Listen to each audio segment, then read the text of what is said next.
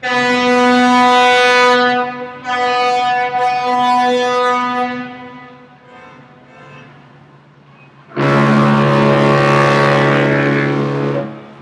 is an immigration crisis happening in the world today, with tens of millions of displaced people looking for new homes. The reasons for this crisis are nuanced and many, but a good majority of them can be placed at the hands of those who now lead their followers in a war against logic, common sense, and reason. Destabilizing foreign countries with war and terrorism, exporting hatred to import misery. It's the same old tactic of divide and conquer that power-hungry controllers have used throughout history. In this case, it's in the framework of the Hegelian dialectic: problem, reaction, solution. The globalist forces that have been pushing for conflict in the Middle East are the same ones encouraging open borders. They have an agenda, and it's not one that will free humanity. It's one of control through destabilization. Having immigration laws and not enforcing them is a problem. The drama that it causes forces ignorant and emotionally driven people to react in a way that is easily manipulated, and then social bedlam ensues.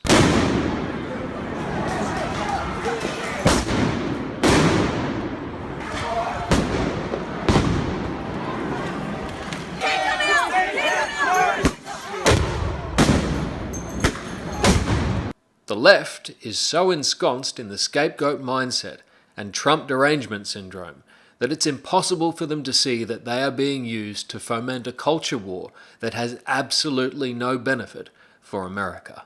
Why don't we export Americana to Mexico, Guatemala, and other countries? Since they so desperately need to come here, why don't they adopt American values at home?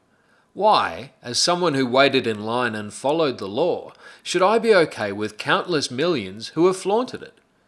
Double standards and hypocrisy erode the fabric of a society.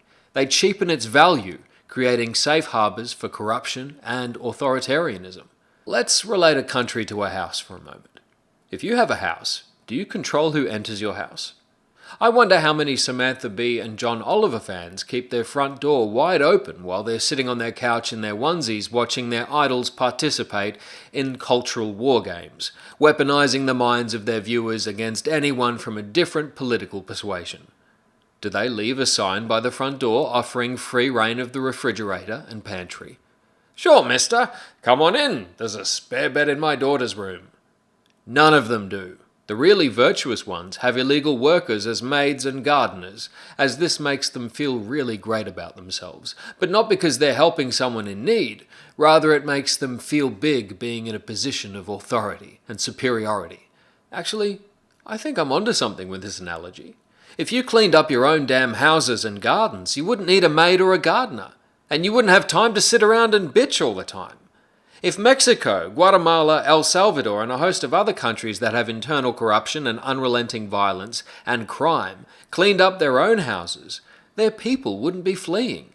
If we exported some American ingenuity, self-reliance, and prosperity instead of importing illegality and misery, we would soon see this immigration crisis end, and both sides would be better off. I'll be the first person in the room to champion that America should not be the policeman of the world.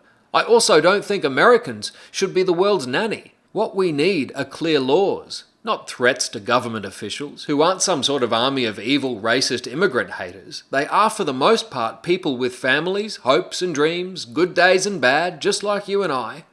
Before you call for firebombing a comedian you don't like or accosting an immigration official, stop and think about what you're doing and hopefully come to the conclusion that it's absolutely insane.